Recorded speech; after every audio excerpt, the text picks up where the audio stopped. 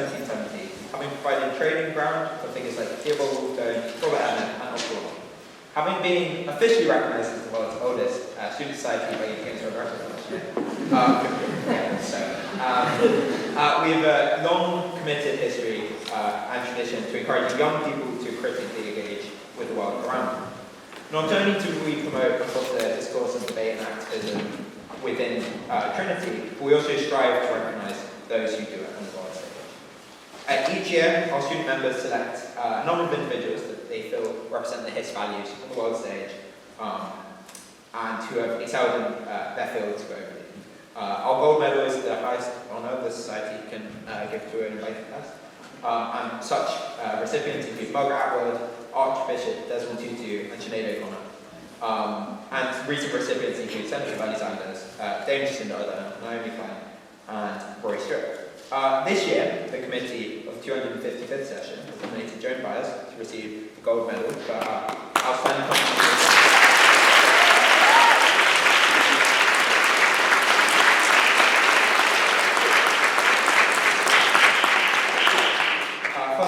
Contributions to art and public discourse, for her remarkable career as a musician, poet, activist, and public advocate for some of the most important and pressing issues of the 20th and 21st century. So, without further ado, it's my privilege to present Joan Baez with the award of the Society.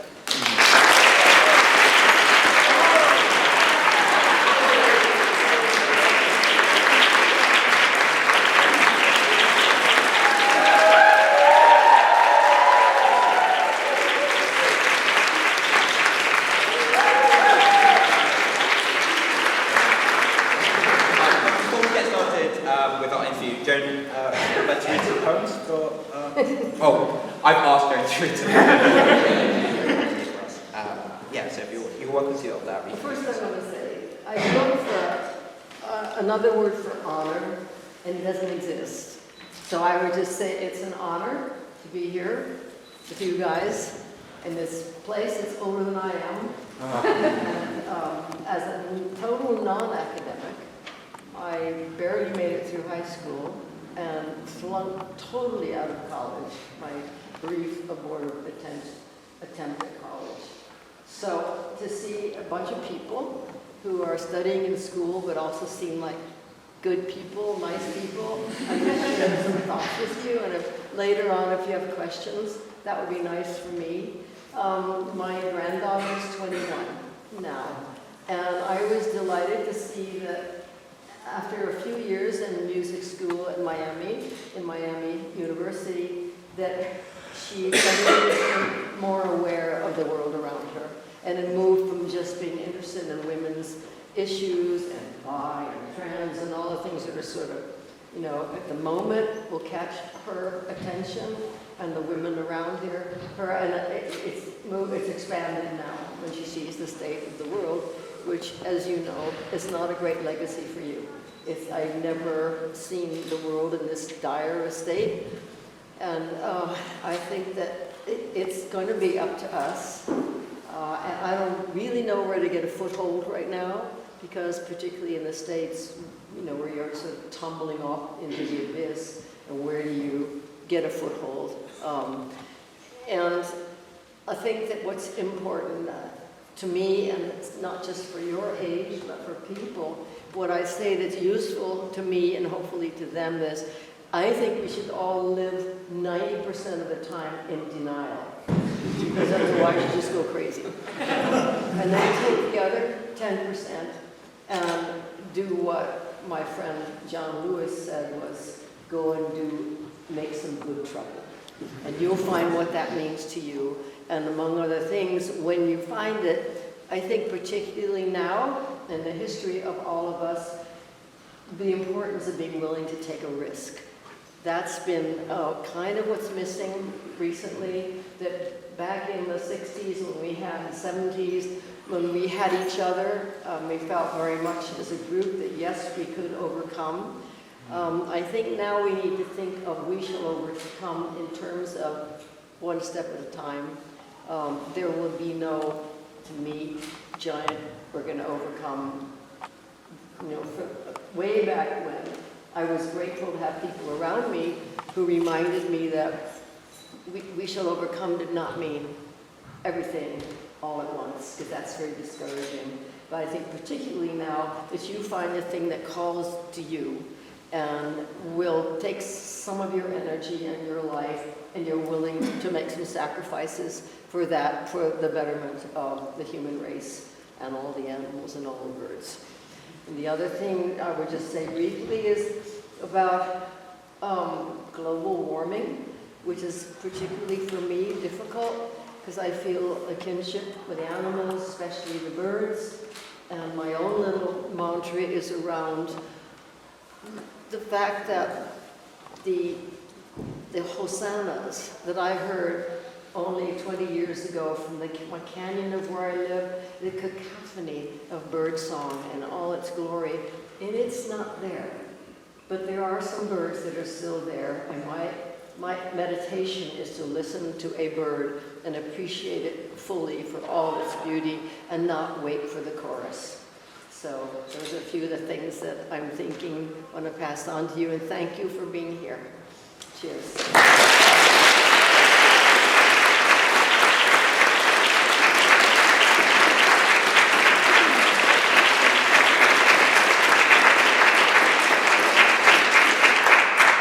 I first wanted to say a massive thank you.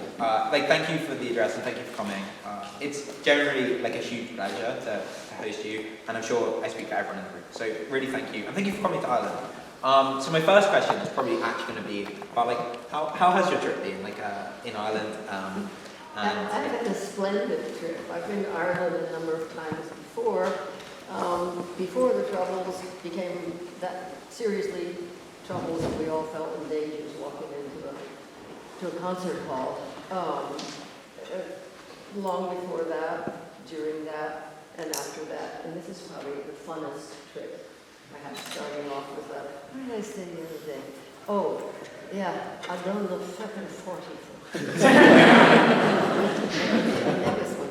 And I want to be able to boast about that, especially at home, but they don't even know what it is.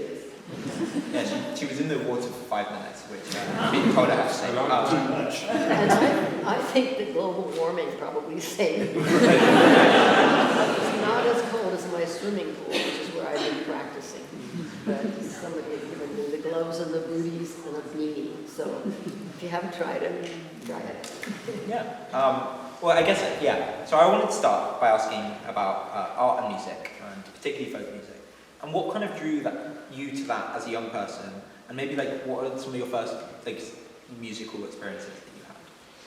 Well, the attraction to political activism came originally from my family. My father and mother were Quakers. When I was 8, my father officially became a Quaker. And so I had heard the discussions about violence and nonviolence, the nation state versus human beings. I'd heard them for a long time and was drawn to the fact that people were doing something. And the first time I saw Dr. King, I was in a gathering of high school students, several hundred of us, and they met once a year. Different students each time, and when I was there, they always had a speaker, main speaker. And the year I was there, the speaker was Dr. King. He must have been 29, something like that. And I was so moved because the nonviolence that I'd read about and talked about was being carried out in the South with people boycotting the buses. And that was the beginning of, for me, my involvement there.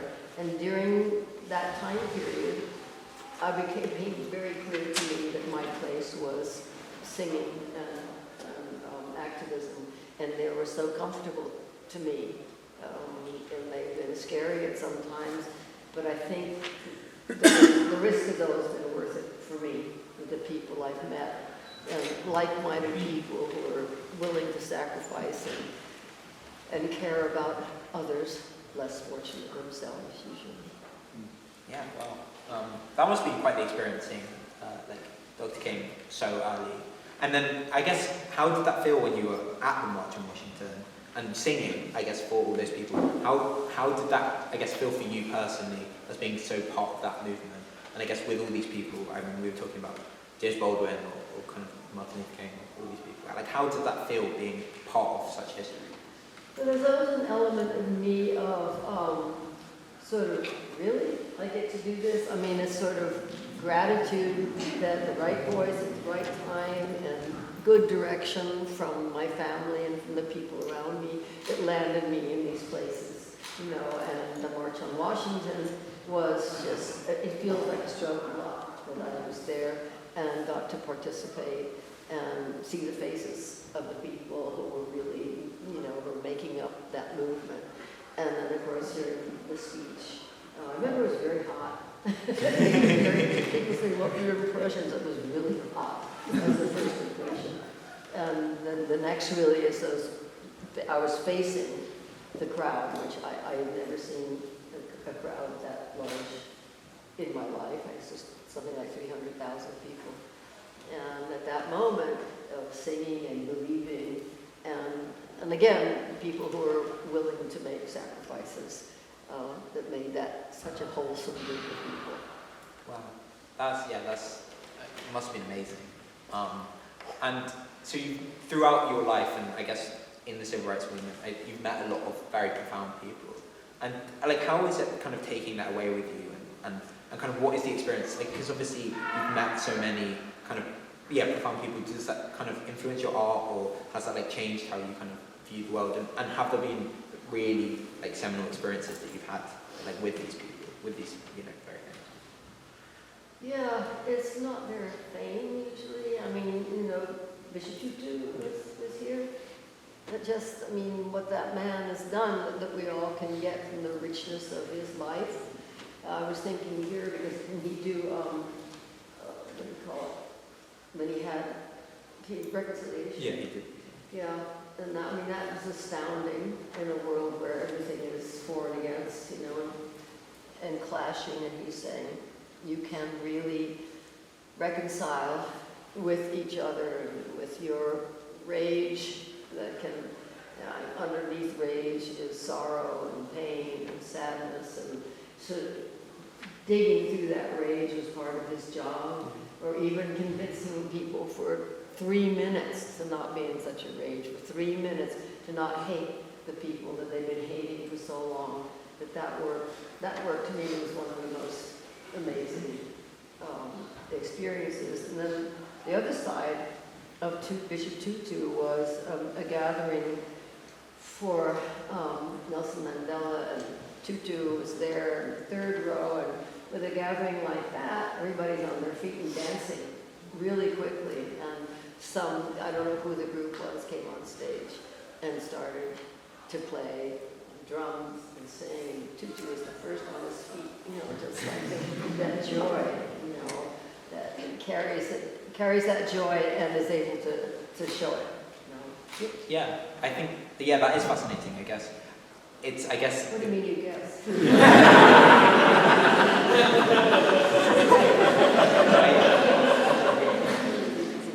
Somebody get you some water. I'm in water. Yeah. Water, actually water. How are we doing? I mean, that sounds really... I guess, and so you grew up as a Quaker.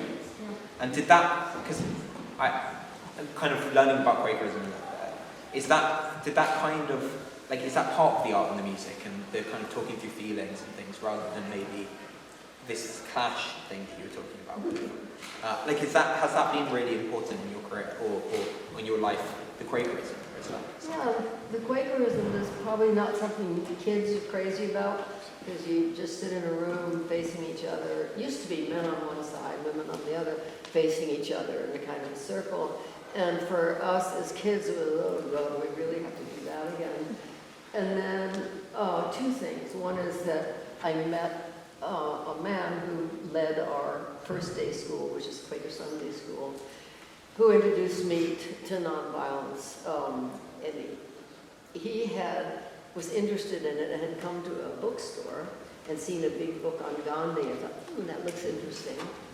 But he didn't have the money, and the store owner said, if you're interested in this guy, I can probably trust you to pay me later. It's true. So I learned from him, thank you. So that took me to that point of that part of my education about nonviolence. And the other thing that remained with me was the silence, especially in this world which gets louder and louder. It's been a really important time in my life. Not that meditation is easy, but for me it's been important. And it just means to shut up, you know. For somebody who talks a lot like me, it means stop. You just stop. One of my Buddhist teachers said, no, your job is to get your rear end into that pillow. That's as far as you get, then you've gotten your meditation, and then you try to be quiet after. Yeah. I guess in the debating society, we don't do a lot of quiet. So we can probably do a bit more of that.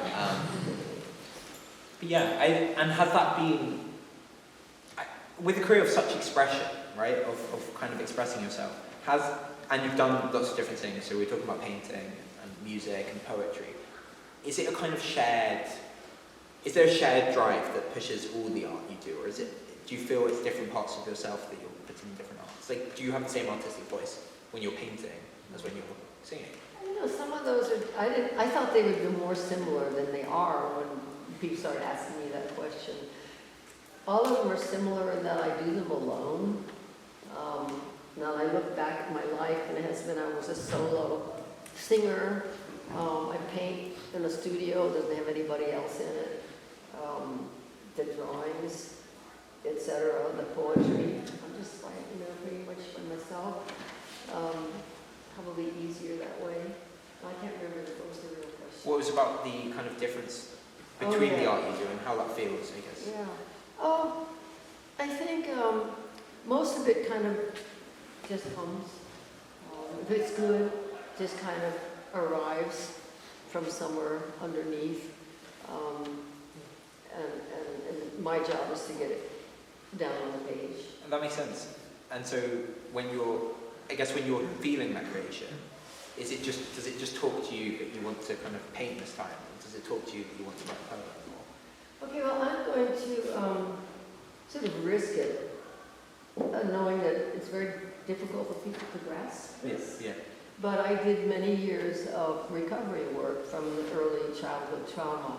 And during that time, I discovered I had multiple personalities, which is kind of like, it's just like, you know, you're schizzy, you're split, but this is many more people than that. And what I discovered was that there was a lot of creativity coming from those different parts of me. And beyond that, I realized they were doing the different kinds of creating. And when I say they, obviously it's me, but it's part of me that feel very distinct to me. So that's kind of part of my process. It isn't what time in the morning I worked. It isn't whether I worked in the afternoon. It was just that when the inspiration came, then I would either paint or draw or do upside down drawings or do poetry, and all of it helped me live my life and survive and enjoy myself. So that's a complicated answer. I don't know. No, that's good. Fascinating. Yeah, that's really fascinating, I guess. Yeah. I don't know. That's, yeah. So when you're writing different poems, I guess when you're writing different poems, when you're reading a poem, can you tell which part of you is writing it? Or is it kind of intellectual and cerebral? Or is it just No, actually sometimes I will look at the page and I don't really recognize that and check out and maybe somebody else's name at the bottom of the page. So that's how bizarre it gets. However much of that you can deal with. Good. Wow, that's, yeah. So throughout your career, and throughout, I guess, different like genres and different periods of working, do you see a big change in who you became? And when you listen to music from earlier in your career, does that change? Do you feel like you're listening to a different person? Oh, What's I that am. like? Totally just, listening to a different person. And I love the sound. 40, 50 years ago, I said, wow. She was really talented. So I use, I use earbuds so nobody else realizes I'm listening to myself. Yeah. Really changes. Yeah. It's worse when you're listening to your own debate speeches.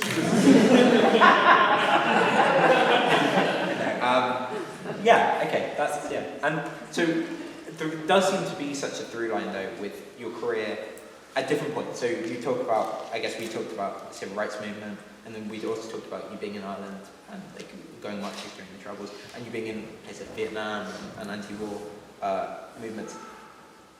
What was that your true calling, or was it music or art, or is it all the same thing? I guess the emotion behind. When you went to Vietnam, or when you went to Ireland, or when you did the performances, was that all the same driving force, or does that feel like, to the art and the politics, do they feel distinct? Or do they... No, they're the same.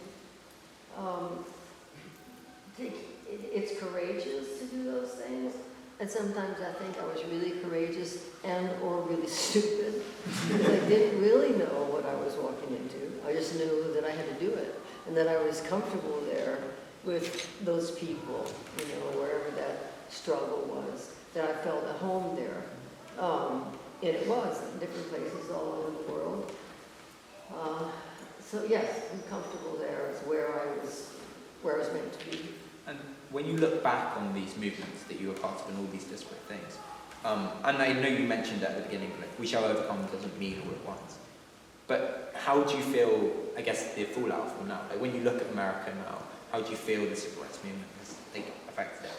Or when you look at maybe Vietnam or all these things, do you feel a sadness or a feeling of what do you feel? Well, right now I feel sort of desperation, because what's happening, particularly in the States, is not something we could ever have dreamed up or written about or anything.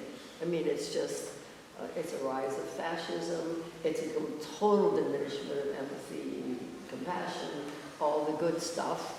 And no, it is shocked. I can't believe, I think it's probably healthy, that I'm still shocked every day when there's one thing that's more ghastly than the day before, because then I'm not a little bit shocked, then I know we're in trouble. Because that's the new normal, until we get numb to it. And as they say, stay in denial and remain numb, or you'll kill yourself. And then take that little bit of time, when you land and are really aware of all this and figure out what it is that you can possibly do to fight it. And do you see the movements, I guess the peace movements nowadays, do you see that as a real echo of what you were involved in when you were younger? Because if so, does it is it sad that we're still doing the same struggle? Or is that just, I guess we shall overcome, forever? Yeah, I think it is kind of forever. I think it's so shocking at the moment it got so bad so quickly. But I like to think of, in the midst of all this crap, the pictures of white and black young people sitting at the counters, lunch counters in Mississippi, accepting a beating, because in nonviolent fighting, you're willing to take the violence, but not to give it. You're willing to accept, the fury and rage and even bodily hurt, but not allowed to give it. So those pictures that are also the fabric of the United States are of those young people and their bravery. And we can't forget that, because it's been there, and so somehow or other it's in us. I think to go on looking for that's the highest, the highest moral position, and then attempt to be that.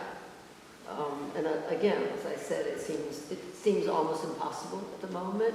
In fact, at the very moment, I feel as though like-minded people in the States should just take a breather, because it's been such a nightmare, and then take a breather, and then when it really hits the fan, then figure out where we can best do whatever it is we do. Yeah, I think that's a lot of the things that I've got on the page. So I'm going to open it up to audience questions, and I guess we can. So does anyone have any questions to start with? Yeah, go on, Jonathan. Thanks, Tom. First of all, of course, thank you so much for coming. It's not your first time here in Ireland, as you've said. You've worked here before. So I was just wondering, are there any particular Irish poets or authors or singers you particularly enjoy? Any lyrics or poems that really mean a lot to you that you could share with us here? Thank you. I wish I were more literate and I could give you a broad expanse of what I listen to and, and enjoyed. I was lucky enough to be invited to the Seamus Heaney, what do you call it? Home place. Home place. And to read poetry from there. Talk about honor, that was a big honor. And and so I was surrounded by poets and books of poetry, now to take them home and read them.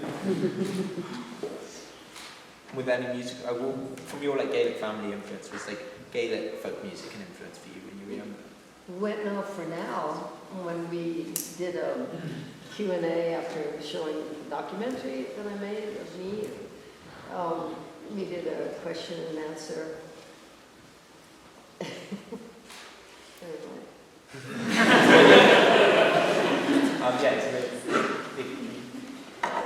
It feels like today there's much more of a separation between cultural leaders and activism. You have to speak slower. Oh, sorry.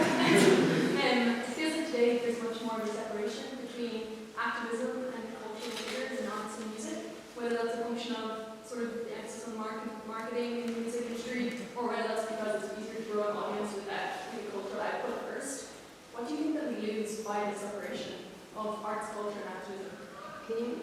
It's about the separation of arts and activism. What do we lose by separating art and Yeah. activism? Somebody asked me about having a movement. What place does music play in the movement or social change? The first thing that came to my mind was I wouldn't be interested in it without the music. I think it is the spirit, and I do believe that it's really the only thing that crosses borders. A friend of mine, a singer from Latin America, she said, no, there are two things. Music crosses the borders, and so does food. So, not being interested in food, I took her word for it. Yeah, that's the spirit of it. And it does soften people's hearts on the other side. It's hard for it not to. You have to avoid those national anthems because they'll put somebody off. But music is just essential to it. And right now I'm happy to say that my granddaughter, who really wasn't interested in too much, and now decides she wants to be a lawyer, entertainment law, to protect people like herself. But I mean something that she wants to do with herself. And that change came fairly quickly from being, a music student in Miami and doing a lot of time on the beach and writing a lot of songs and getting straight A's so we didn't grumble about her spending time on the beach. And it was an awakening like that of seeing where would she find her place that could make a difference. I just wanted to ask, so I know we've kind of touched on it already, the Quakerism thing, but I was just wondering if you would speak more about how Quakerism has impacted your life just as a musician in the industry as opposed to just on the political side, and how you feel the thread of being a Quaker has kind of impacted who you are as a person. Okay, I can hear you. It's about how has Quakerism interacted with your musical career and also, I guess, your life, just more generally. I never thought of Quakerism and musical career together. Let's say that I wouldn't do music as well without the meditation. So Quakerism just affected all of it and probably kept me on a certain path musically in the entertainment world, being a star and all that stuff. It kept me on a path more true to myself than the commercial path. And I think now it's difficult for kids to even decide what that means. I mean, when my granddaughter said, I'm going to drop my single on Tuesday. Oh, I was talking about. So it's a different world, and I think that they can pull those things together and remain decent, and make decent music, and perform your decent music, and reach people with your decent music. Yeah, actually, well, I guess interacting with that, the kind of music now and the music then, and the fame that you had when you were so young, like what was the fame like? And I guess without things like the internet and it all being like, how did the fame affect you? Because maybe nowadays we kind of understand that we all live in a global world, but I don't know what it was like. What was the fame like when you were so young? Well, it's funny now when you ask that, because as I look back, I don't really know, because I never knew the life without that, because that started when I was 18. And at that age, I really didn't want to be commercial. I really didn't want to, make a lot of money, and it didn't interest me. So I had a very poor image of myself when I was in high school, just before I sang. And so having a mantle of fame felt good. I felt better like that than having a bad, poor image of myself. But fame is a bugger. Fame is a strange one to keep, trying to keep the path clear and clean. Not because of music, but because of the fame and the strangeness that comes with it.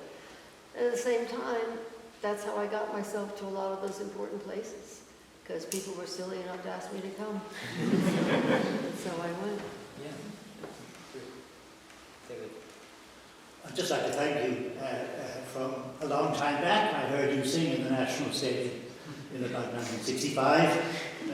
Nobody here knows what the National Stadium was. It was something called the Boxing Stadium, and that was the only place, I think, in the country that you could hear Joan or anybody like her. So you inspired us then and continue to inspire us.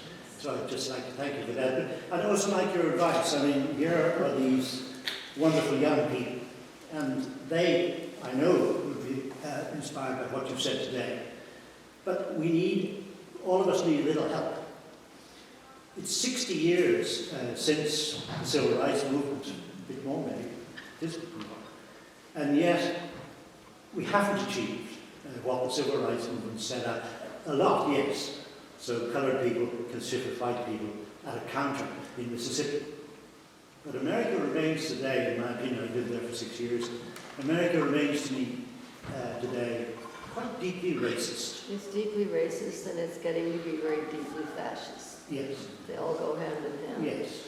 And it's somehow actually, in spite of your enormous contributions, and many other people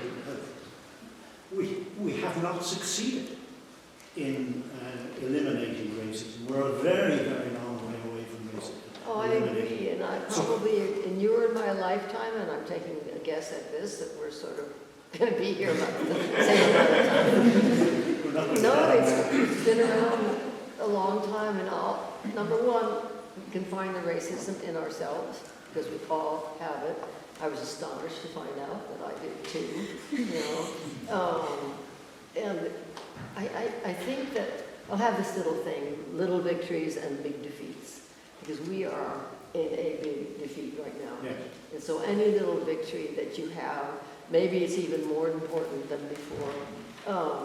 It's going to be what we hang on to get through the next while. And yeah, I wouldn't hold your breath waiting for racism to go away. It's too entrenched. So we do, again, I think starting with myself and really finding that in me, because it's really there. And my lovely parents who were Quakers, and the racism, I mean, it was 1940 something, not just black people, but it was 1 little, 2 little, 3 little Indians. There's horrible racist jokes about the Japanese, of course, in the 40s. So, yeah, look inside first, I think. Yeah. I just want to thank you first for your music. And when you talk about music crossing boundaries, I had that experience specifically with your music, like with the song Diamonds and Rust. I was working with a French girl. Let me say, I can't hear. I was working with a French girl, and we couldn't speak to each other, we couldn't understand each other. She put on Diamonds and Rust on her phone, and then that was the way we could connect. So your music specifically does connect people like that. But I just wanted to ask, when you talked about the splitting of the self when you're making the art, I'm just interested in that. Do you think that's a product of our time or of modernity? Or do you think that's something that's always existed throughout humanity? Or do you think it's something necessary for art? Or Yes, so she first wanted to start by saying thank you because the song Diamonds and Rust like connected her with someone who spoke a different language. But then she was saying that I guess you talked about splitting like yourself within the art that you produce, and whether you feel that that's a natural human thing or the kind of splitting ourselves from our work and our labour is a product of modernity. That was the question, right? yeah, well, Close enough, but still don't understand.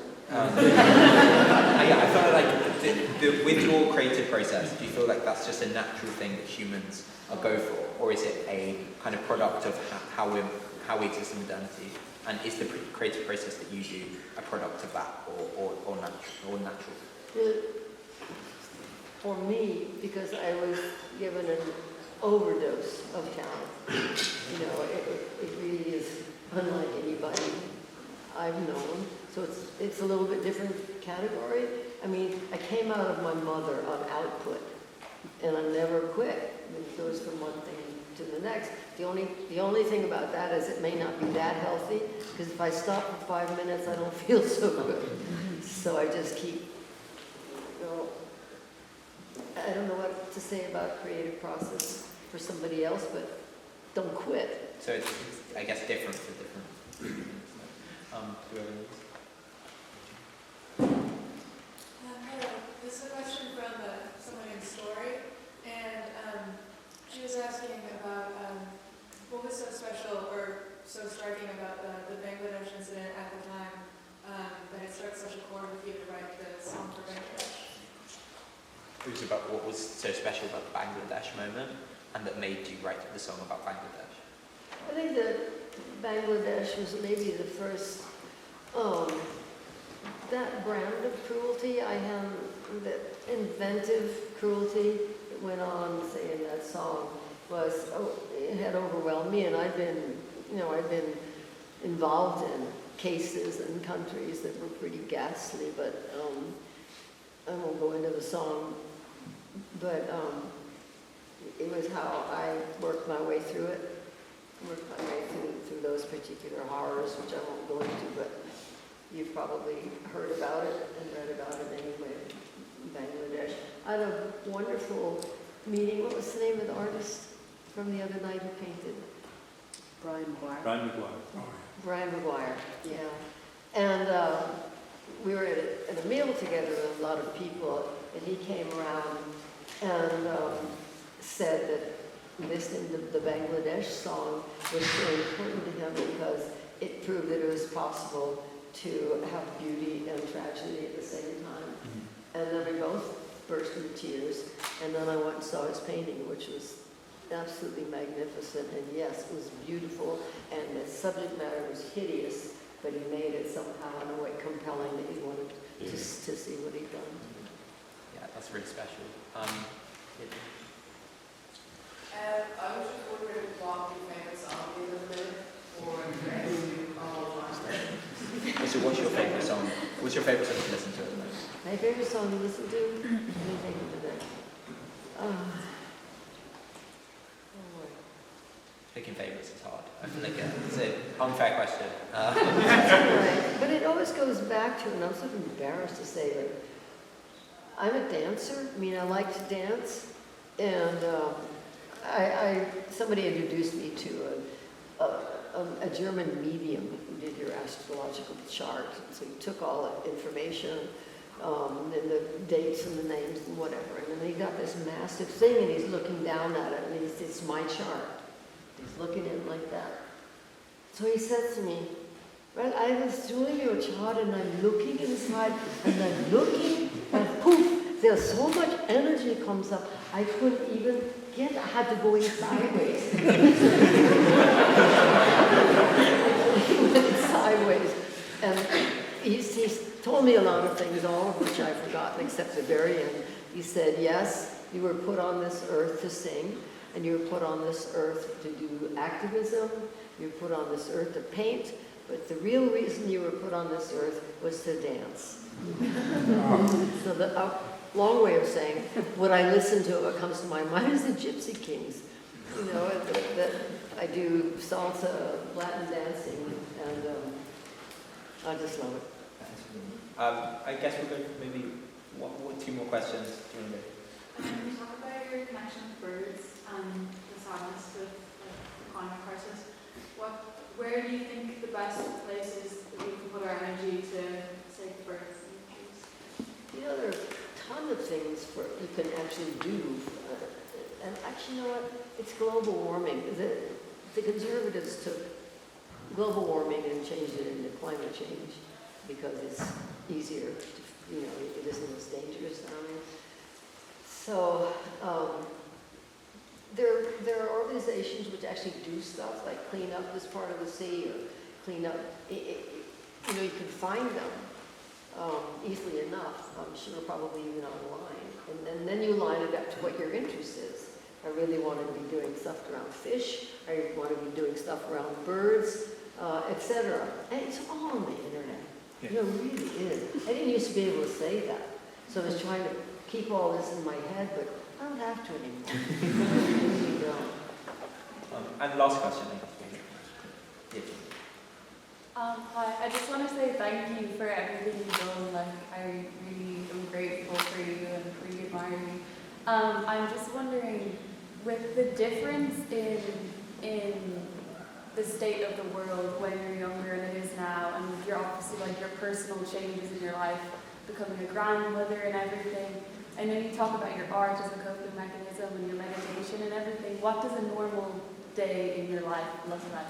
What's the what? What does a normal day in your life look like? Not the last few days. days. It's oxymoron. And remember, at home and not, some big project. I have a lovely home. It's modest. I mean, it's in oak trees. I'm surrounded by trees, and yes, I talk to the trees, and yes, they answer me. But I'm kind of taking it easy, and I spend time with nature and the birds. I'll do whatever writing or that's on my agenda that day. More and more, though, I try to stop. And listen to my own, my own stories about how important silence is. And I do a lot of physical therapy, and I don't want to fall. I have fallen, I don't want to do it again. A lot of exercise. I either get on a treadmill or I walk, or now that I know about gloves and booties, I go in my own pool and actually do some laps. So that's a very important part of my life, is trying to stay stable physically. And then mentally it's also downhill anyway, so I'm not going to Yeah, I just want to say thank you again. I think that would be... Yeah, is that right? Yeah. Yes, please. So, yes, please. Oh, you're so sweet. Yeah, I did this one song that's from the Civil Rights Movement. Because the little leaflet you got has me standing there with a guitar. It's sort of embarrassing because I don't travel with a guitar anymore. But I do this one song from the Civil Rights Movement.